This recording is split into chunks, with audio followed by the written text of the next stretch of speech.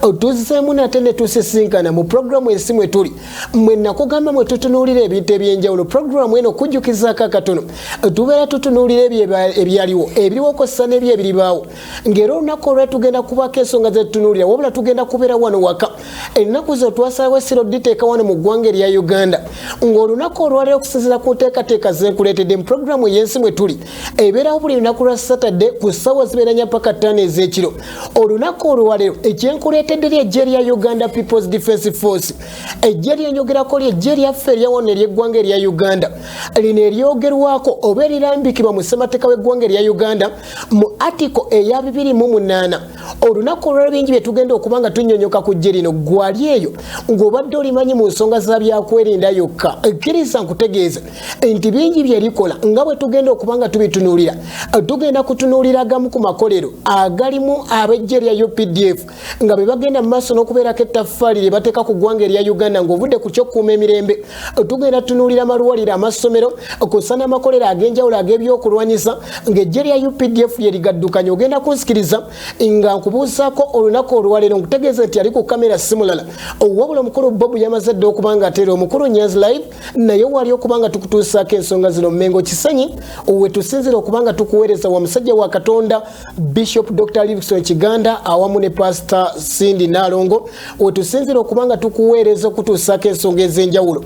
Kaakati nga sinaba kubanga ntandika olw'ensonga enkulu eri mu ddiiro ekkiriza gye matandika nayo okujjukiza nti ng'ennaku z'omwezi 31 ekkiriza nkutegeeza ennaku ebulambale tube nga tutuuka ku lunaku olwa National Prayer Day tosubwe enteekateeka gaggadde nga tuyingira omwaka Mukama Katonda olwo nga tumwebaza omwaka guno gwatuyisizaamu ate olwo nga tuyingira omwaka omupya kwegamba nga tumeggana n'Abamidiyani ng'omuntu omwo Abamidiyani betwogerako bye bizibu bye bikusoomozezza ebizibu ebikufuukidde ensonga kwegamba tolina mulimu ogulina tegufuna amaka tegatambula bulungi kwegamba ebintu ebitambula bulungi ukoolo nga 31 Desemba omanyi omwaka gy'ogumaliddeko naye wamatalinga jangu tusinkane ku lunaku olwa National Prayer Day tosuba abapresenta ffenna tugenda kubeerayo nange nja kubeerayo jangu tunyumirwe jangu ate Mukama Katonda abe nga tukola ebyamagero bingi.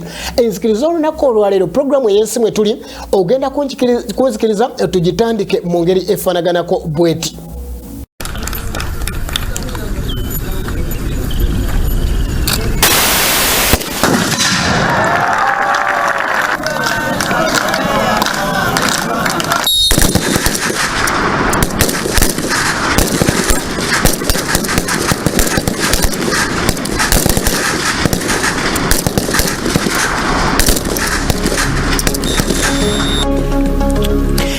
Eggye ly'oli mu kulaba lye tutandise nalyo sijja eddala wabula geegamu ku magye agamanyi okwetoolola ensi yonna agamu ku magye agalina obukugu obw'ekika ekyawaggulu amatendekere ddala nga ly'eggye ly'eggwanga erya Uganda liyita erya UPDF Uganda People's Defence Force. Olunaku olwaleero tugenda kubanga nalyo tulinnyonnyoka tulabe obukulembeze bwe lizenga libeera nabo abamu ku baduumizi abazzenga balituwala oba abazzenga balikulira bingi bye tugenda okutunulira ku ggye lino erya UPDF ezimu ku pulojekiti ezisobodde okwenyigiramu omuli n'ezo eziteeka ettaffaali ku nkulaakulana y'eggwanga erya Uganda.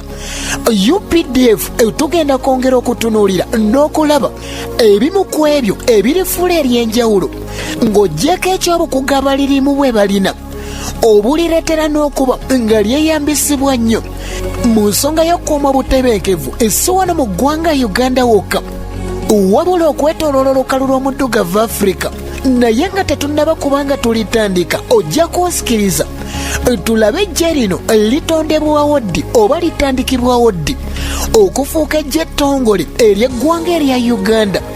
Mu biseera eby'edda eggye eryaliwo ly'eryali erya Kings African Rifles mu kaseera ko nga tukyali mu bufuzi obw'amatwale ly'eryatwalibwanga eggye okuviira ddala mu mwaka gwa 1900 okutuukira ddala mu mwaka gwa 1962 we twafunira obwetwaze olwo ne lifuuka Uganda Rifles oba UR eyatuuka neeva mu Uganda Army oba kyoyinza okuyita UA kyokka oluvannyuma lwa Idi Amin Dada okuwamba obukulembeze agamu ku magye agali mu gavumenti y'Obote omuli David Oyite Ojoko kw'oteeka ne bannamagye abalala baasalawo okuddukira e Tanzania olwo mwami Yoweri Kaguta Museveni nga yatandikawo dda akabinja ke aka Fronasa oba kayita aka Front for National Salvation mu kwegattira awamu okuvuunika gavumenti ya Idi Amin Dada kwe kukola eggye erya Uganda National Liberation Army mwe baayita okununula eggwanga erya Uganda kyokka obukulembeze nga bumaze okukyusibwa akalulu kaategekebwa ak'omwaka gwa 1998 olw'emivuyo egyali gikeetobekeddemu Pulezidenti Museveni kwe kusalawo okugenda mu nsiko n'akabinja ke yali atandiseewo aka National Resistance Army oba bayita aba NRA ng'eyali akakulembera ye Pulezidenti Yoweri Kaguta Museveni oluvannyuma lw'okukuba emmundu ne batuuka ku buwanguzi mu mwaka gwa 1986 omukulembeze w'eggwanga yakulemberamu enteekateeka ez'okulaba nga ssemateeka w'eggwanga abagibwa olwo obukulembeze bwe okubeera nga buli mu mateeka bwe batyo abamu ku baali mu kabinja ka NRA kwe kufuulibwa gy'ettongole erya UPDF n'essawa za kati lye tulabako erya Uganda People's Defence Force eggye lirimu amatabi ag'enjawulo oba zoyinza okuyita zi branches omuli ery'oku ttaka erya Uganda Land Forces ng'eryaliduumira si mulala wabula ye Lieutenant General Kayenja Muhanga eryo eggye ery'oku ttaka ng'olitadde wabbali endala branch ly'eggye ery'omu bbanga erya Uganda Air Force eryo wetoogerera liduumira si mulala ye Lieutenant General Charles Okidi bulaaki endala oba ettabi eddala mu ggye lya UPDF lyerya Uganda Special Forces Command kuno nno kw'oteeka ne bulaaki endala eya Uganda Reserve Forces lino nga libeera jazirizi nga tetunnaba kweyongerayo okutuuka okulaba ebimu ku byokulwanyisa eggye lino erya UPDF bye likolera wano mu ggwanga erya Uganda sokoleke katono okutuuseeko okubamu kwabo bannamagye abazze babeeranga bassaabaduumizi b'eggye ly'eggwanga erya Uganda abazze babeerangako mu bifo ebiduumira ebitongole by'abamukwata mmundu bukyanga ekifo kino kiteekebwawo eky'obwa CDF Chief of Defence Force eky'obwa ssaabaduumizi w'amagye omusajja omu ku abo amagaduumirako eyasookera ddala okubeera CDF ekifo eky'oku ntikko mu ggye lya UPDF eyasookera ddala okubeera ssaabaduumizi w'amagye ye Retired Major General Mugisha Muntu okuviira ddala mu mwaka ogwali ogwa 1989 wetoogerera avuganya ku ntebe ey'obukulembeze bw'eggwanga erya Uganda okutuukira ddala mu mwaka gwa 1998 nga yaduumira eggye eyamuddira mu bigere okubeera ssaabaduumizi w'eggye ly'eggwanga erya Uganda ye General Haji Abubeka Jeje Odong ng'ono yali ssaabaduumizi w'eggye okuviira ddala mu mwaka gwa 1998 okutuukira ddala mu mwaka ogwa 2001 oyo ekifo ekyo ng'akivuddemu omulala eyakiddamu okuduumira eggye ly'eggwanga erya Uganda oba okubeera ssaabaduumizi w'eggye ly'eggwanga erya Uganda ye mugenzi Major General James Kazini okuviira ddala mu mwaka ogwa 2001 okutuukira ddala mu mwaka ogwa 2003 eyamuddira mu bigere teyali mulala wabula ye mugenzi General Aronda Nyakayirima ono ng'ekifo ekyo eky'obwa ssaabaduumizi w'eggye ly'eggwanga erya Uganda nga yaweerereza mu kifo kino okumala emyaka egyali mu 10 ekifo kino akituulamu mu mwaka ogwa 2003 okutuukira ddala mu mwaka ogwa 2013 ekifo kino ng'akivuddemu eyamuddira mu bigere si mulala ye General Katumba Wamala eyatuula mu kifo kino okuviira ddala ng'ennaku z'omwezi 23 omwezi ogwokutaano omwaka ogwa 2013 okutuukira ddala mu January w'ennaku z'omwezi nga 9 omwaka ogwa 2017 ekifo ekyo bwakivaamu eyamuddira mu bigere si mulala ye General David Muhoozi gwenjogerako essaawa zaakakati ye minisita omubeezi ow'ensonga z'omunda mu ggwanga Uganda ono ekifo kino yakiweererezaamu okuviira ddala mu mwaka ogwa 2017 okutuukira ddala mu mwaka ogwa 2021. eyalondebwa okumuddira mu bigere ye General Wilson Mbadi. ono ofiisi nga natera okugivaamu pulezidenti yakwata obuyinza bwalina ku magye obw'amaanyi n'abuwayo eri ofiisi ya CDF mu mwezi gwali gwakubiri omwaka ogwa 2024. olwo mu mwezi ogwokusatu General Muhoozi Kayine Lugaba n'alondebwa nga ssaabaduumizi ow'eggye ly'eggwanga erya Uganda. n'essaawa zakati wetwogerera nga yaduumira ye ssaabaduumizi ow'eggye ly'eggwanga erya Uganda nga yalondebwa pulezidenti Yoweri Kaguta Museveni mu buyinza obumuweebwa ssemateeka okusinziira ku UPDF Act oba mu mateeka agafuga eggye lya UPDF. omukulembeze ssemateeka muwa obuyinza okulonda n'okukyusa mu ssaabaduumizi w'eggwanga erya Uganda okusinziira ku atika ey'omusanvu mu UPDF Act. kati eryo eggye ly'olaba eriduumirwa General Muhoozi Kayine Lugaba we tutuuka mu nsonga y'ebyokwerinda toyinza kuliyisa mu maaso obukugu bweririna obw'ekika ekya waggulu. lino nga lyo lyennyini liweesa n'ebyokulwanyisa ebimu ku ebyo ebikozesebwa eggye lya UPDF ebiri ku mutendero gw'ekika ekya waggulu. lino nga liyita mu amu yaayo eyitibwa National Enterprise Corporation mwe likolera ebintu byalyo ebiyamba ku ggye lya UPDF kwoteekate n'abantu ba bulijjo mu ggwanga erya Uganda. ng'ebimu ku ebyo berikola mu bizinesi amwene ya National Enterprise Corporation mwe muli okuba nga liweesa ebyokulwanyisa omuli amasasi omuli emmundu eza AK-47 omuli emmotoka ez'ekinnamagye ezimamba z'olaba gye buvuddeko baali bazijja South Africa naye akaseera kaatuuka olw'enkulaakulana eriwo mu ggye olw'omutindo kweriri lyalaba nga ebyokugula ebyo tebimala kwe kusalawo bo kennyini okubanga babyeweeseza aga makolero g'olaba mwe bakolera ebyokulwanyisa mwe bapangira emmotoka ennwanyi Kosa n'ezina eza bulijjo. erimu ku ddyo lisangibwa wali Nakasongola ate olw'eddala lisangibwa wali Ejjinja. ng'ebyokulwanyisa bino bye bakola ekyongera okuyambako okukendeeza ku nsaasaanya ey'omusimbi ezandisaasaanyiziddwa mu kugula ebyokulwanyisa ebweru w'eggwanga. ebimu ku byo wano mu ggwanga erya Uganda eggye lyaffe erya UPDF lirina obumanyirivu lirina obusobozi obwekolera ebimu ku byo muno omuli n'ezelementi ez'oku mutwe omuli n'ebirala bingi ebikozesebwa mu nsonga y'ekinnamagye. emmotoka ziri ezitayitamu masasi eziri ku mutendero gw'amaanyi.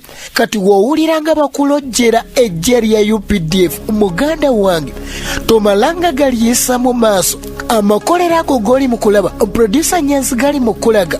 eggye lya UPDF likolera body armor zi bulletproof vests ebibwatuka ebikozesebwa mu nsonga z'ekinnamagye kwoteeka n'ebirala bingi. ebyuma ebyo by'olaba otolowooza nti babikolera mu South Africa nedda otolowooza nti babikolera mu America wano mu ggwanga erya Uganda. eggye lya UPDF lyatuuka ku mutindo ogusobola okuba nga lyeweseza emmundu ez'omulembe. zino emmundu ekika kya AK-47 bazongerako n'omutindo. gwe nga lwaki ebyokwerinda tebyongera kunywera lyo lyennyini omutendera gweririko lyakolera ebintu ebikozesebwa mu nsonga z'ebyokwerinda omuli nno n'amasasi n'ebyokulwanyisa ebirala eby'omutawaana.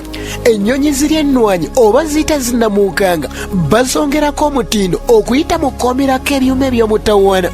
kwegamba nga bonanguza akagaali ngenda okulaba nga kali eriko temala oba si kyekyo nga terinako nengenda maaso n'okugyongerako omutindo n'embiteekako. abasajja ba UPDF byebimu ku bintu bye bakola ebimotoka ebyokulwanyisa ne babyongerako omutindo.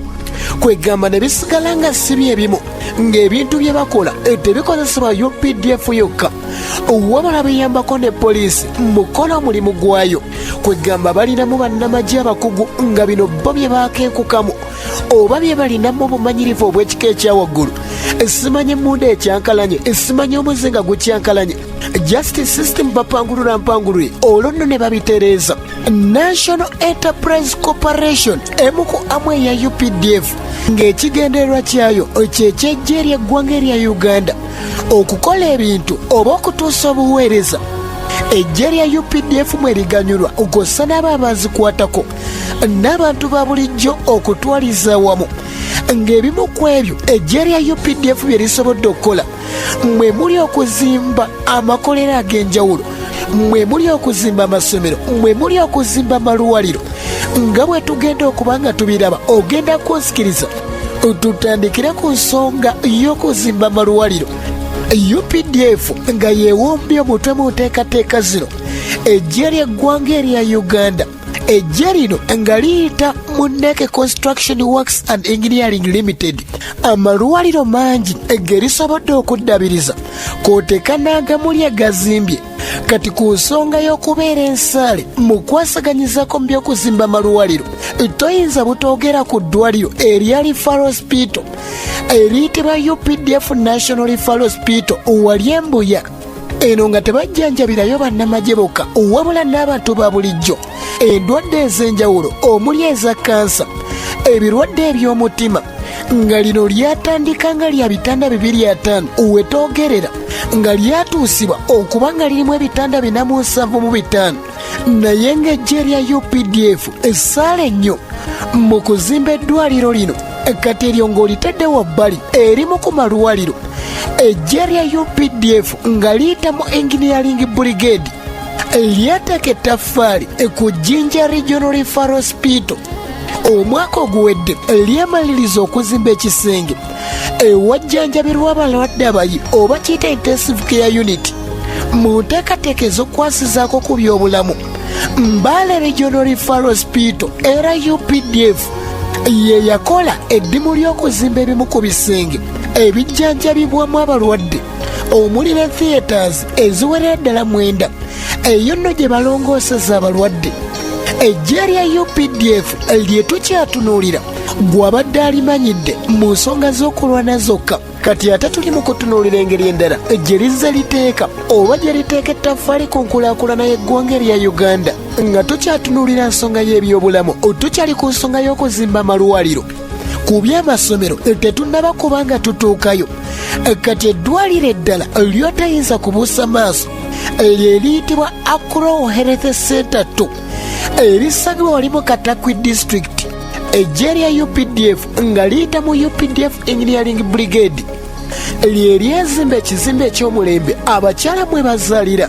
Nga wetoogera ku kya UPDF okuteeka ettaffaali ku nsonga y'ebyobulamu, nawe omulabi wa KTV gy'osinziira okakasa bukakasa nti omulimu gw'erikoze si mutono ng'osinziira ku ebyo ebimu ku by'olabye, nga n'amalwaliro agamu nga lesseeyo otusobodde okulabako agamu.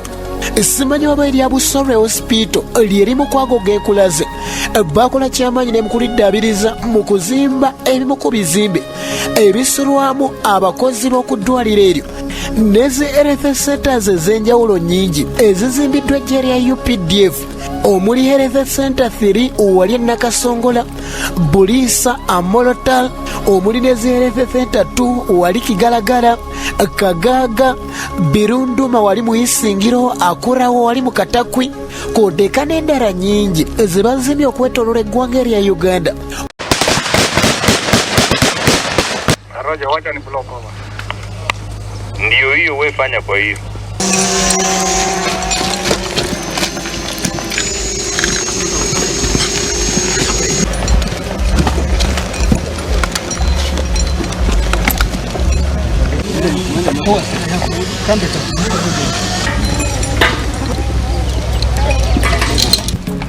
Stand by!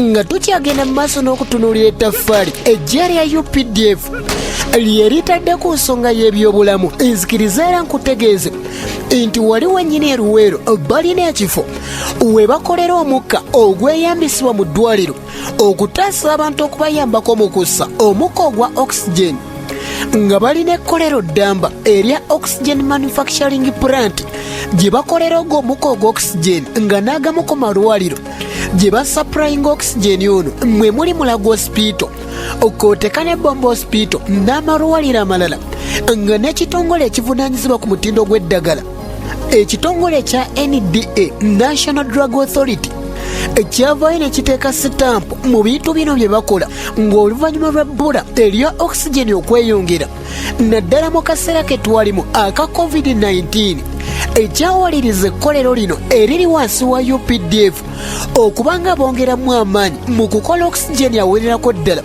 nga mu mwaka ogwa 2021 bayongera ensonga zino okuziteekamu amaanyi okulaba nga bafulumisa ddala mu bungi, nga mu lunaku lumu lwokka oba olunaku lumu lugenda okuggwako nga bafulumiza liitazi za oxygen eziwerera ddala obukadde 3, nga mu kaseera ak'akanyambere gaakaliwo mu kaseera ak'obulwadde obwalumime mawuggwe oba bw'oyinza okuyita obwa COVID-19, ejja lya UPDF liyita erya Uganda People's Defence Force lyagendera ddala mu maaso n'okukola ebimu ku ebyo ebyeyambisibwanga mu kutangira obulwadde buno. Muno mwe muli okufulumya zi masiki, sanitizer, liquid soap, k'oteeka n'ebintu ebirala bingi bye bagenda mu maaso n'okukola. Lwaki tonzikiriza ejja lya UPDF abakulu n'embakuwa nga bongera okuluŋŋamya engeri gye bakolamu omukka guno ogwa oxygen awamu n'omukka ogwa nitrogen, nga bongera okunnyonnyola ensonga ngeri gye bazitambuzaamu abakulu abavunaanyizibwa. This is a liquid oxygen plant. So basically we have 2 compartments. We have a compressor compartment and a technological compartment. The purification block, basically we remove carbon dioxide, we remove water, and we remove any other hydrocarbons that might be in the air. So from the purification block, the next phase is we supercool the air to very low temperatures at about negative 183 degrees, because that is the temperature at which you can get liquid air. And to do that, we use the heat exchanger and an expander.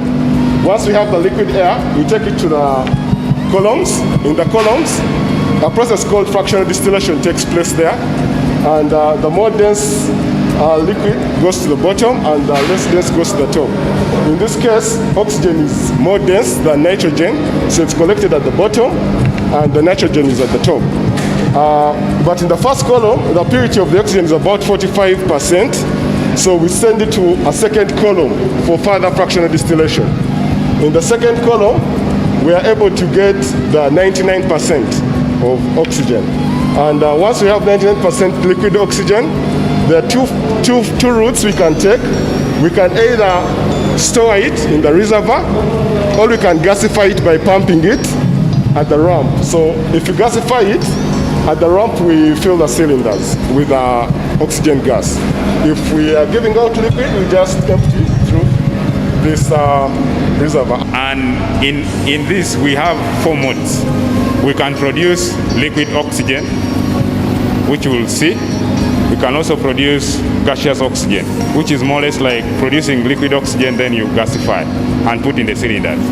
The same thing with nitrogen. You can produce liquid nitrogen and also gaseous nitrogen. You know, in marketing there could be also those gimmicks of mixing up products because of killing products people. So we must go and test.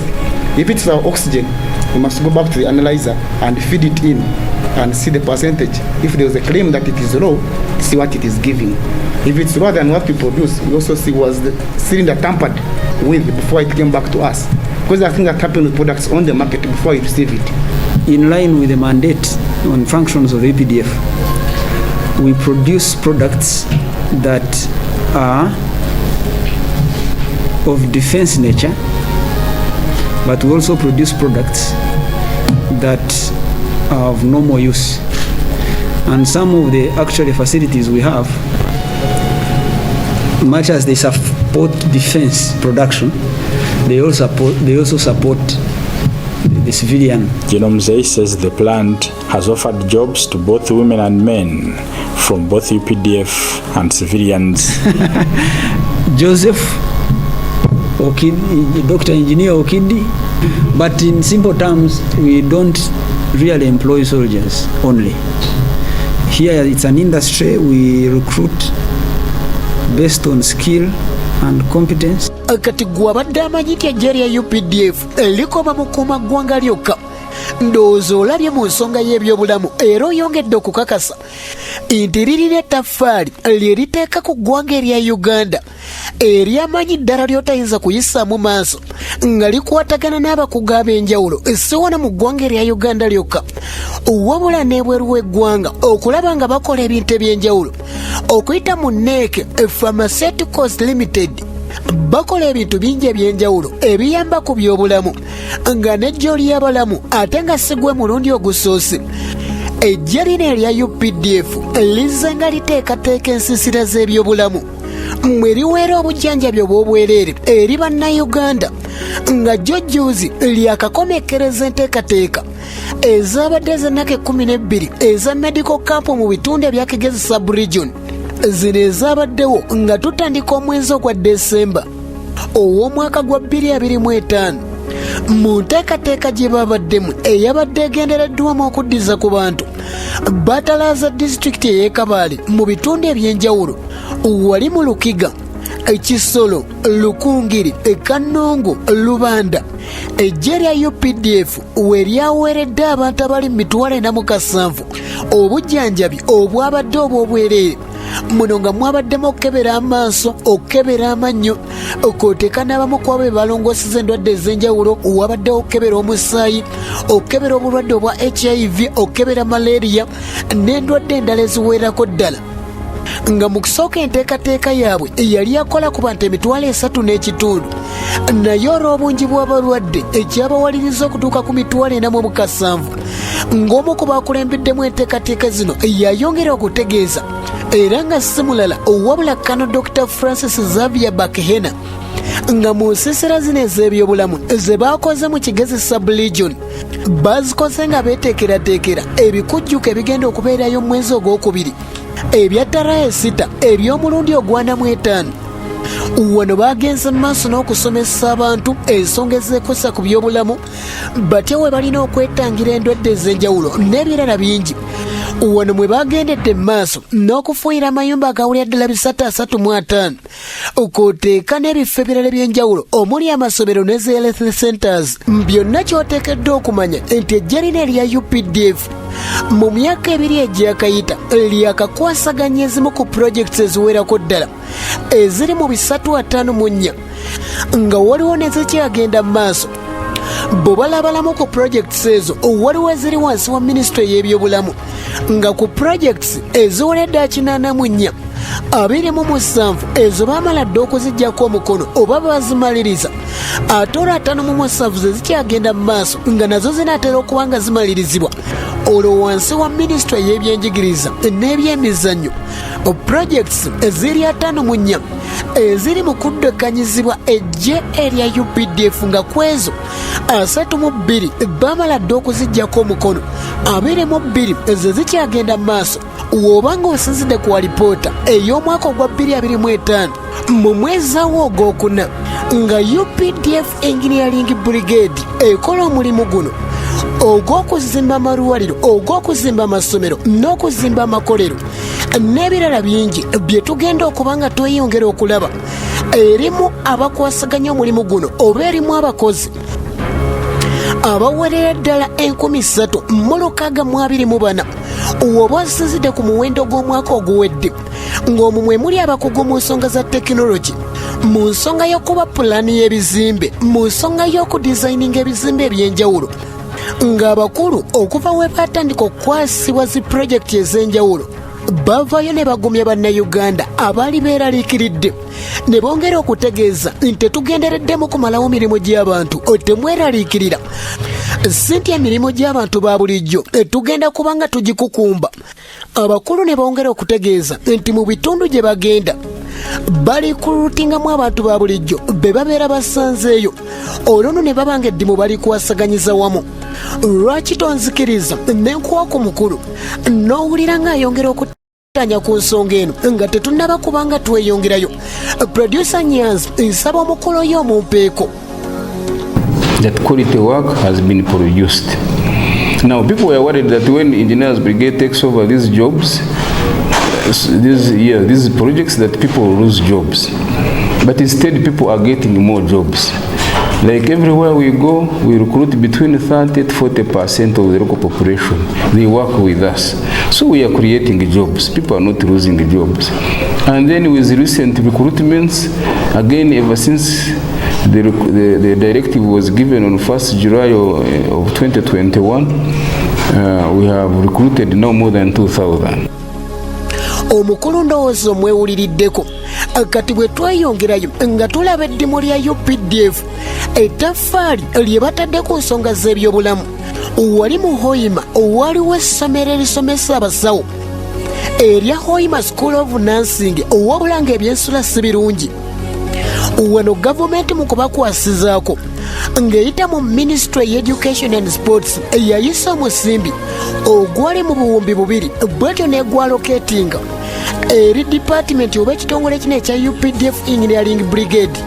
Bwe batyo ne bazimba ebisula eby'omulembe ddala abaana abasoma obusawo mwe basula. Era kankuwe kubamu ku bakulu abakulemberamu enteekateeka zino nkuwe n'abamu ku basomesa awamu n'abayizi nga bagenda mu maaso n'okusiima eddimu lino. The President of the Republic of Uganda and the Commander-in-Chief of the UPDF gave a directive that UPDF takes on the construction of Ministry of Health projects and Ministry of Education and Sports projects. UPDF itself set up a monitoring team headed by the Joint Staff CPC. He is the one who heads that. They monitor closely to see that there is value for money that UPDF is delivering, that really we are trying to implement the directive of His Excellency. Block is for accommodation. It's giving comfortable accommodation to our students who have been sleeping, who have been accommodated in temporary structures. Right now they're in a permanent structure, and it is accommodating 200 female students, and we've stopped renting. Chance to appreciate Government of Uganda and Ministry of Education for the support they render to Hoima School of Nursing and Midwifery purposely for this block. Not forgetting that Hoima School of Nursing is the only government nursing school in Ebyewunyisa region. It is really a great opportunity that we are granted this nice place, and we feel as if we're in another place, not in Uganda. Because the experience I have in these few 3 months that we have stayed in the flat, it has been the best ever in this school. The message that I have to the minister, just to appreciate for what she did to us. Actually, we are also unique among the institutions. We didn't have we had a flat, but we didn't have a hostel, which is a flat.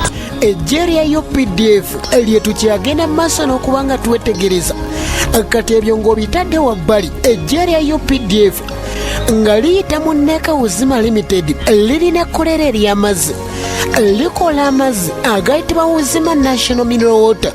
Lino ekkolero amazzi gye gasengejjerwa era ne gasunsulwa lye lisangibwa wali e Kakiri, nga lino lyatandika eddimu ly'okufulumya amazzi awamu n'okugasaasaanya mu mwaka ogwa 2016, era ng'amazzi agakolebwa aba UPDF gano genjogerako mu mwaka ogwa 2023 ogwa 2024 k'oteeka n'omwaka guno gwennyini gwe tulimu gazze nga gawangula award eya People's Choice Quality Award, nga bino byonna bikolebwa jeri ya UPDF. Mounting violence with dozens killed on both sides. Let's get our game faces on and be ready to go.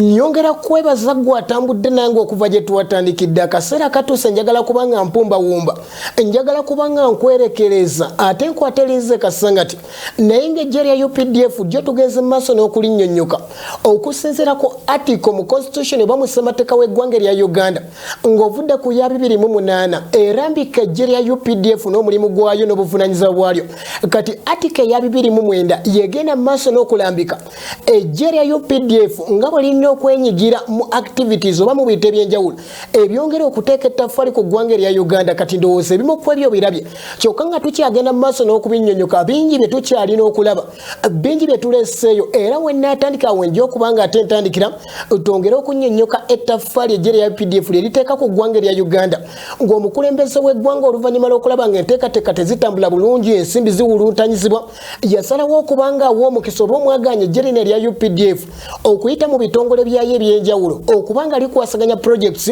ng'ezimu ku ezo b'ozirabye n'endala ezinatera okubanga zimalirizibwa era ejja lya UPDF mwenna salute you tuwongera okubabaza olw'eddimu lye muteeka ku nkulaakulana ettaffaali y'eggwanga erya Uganda mugende mu maaso n'okolagana ate n'omuntu wa bulijjo nga temwerabira buvunaanyizibwa bwammwe nabo mugende mu maaso n'okubanga mubukwasaganya kwegamba okuggwanga okusobola okugenda mu maaso nzikiriza nkutegeeza nti abadde ku kamera tabadde mulala omukulu Bob yabaddeko omukulu Nyanzi live ye mutesitesi omukulu wa programu ensimu etuli naye era nga nkwerekereza olunaku lugenda kubeera lwanca services weeziri wano wenyini ku Christian Focus Center Mengo Kisenyi n'abaweereza bakatonda ab'enjawulo abasumba ba Christian Focus Center bonna nga bakulembeddwa omusajja wa Katonda Bishop Dr. Livingstone Kiganda awamu ne Pastor Cindy Kiganda tosubwe enteekateeka ezo wano wabula ennaku z'omwezi nga 31 nkugambye wali kodi Kampala ensonga ngitaddeko essira omanyi ensonga nkulu ensonga y'amaanyi ensonga esalawo nnyo eri obulamu bo abaweereza bakatonda ab'enjawulo tobasubwa nga bakulembeddwamu musajja wa Katonda Bishop Dr. Livingstone Kiganda awamu ne Pastor Cindy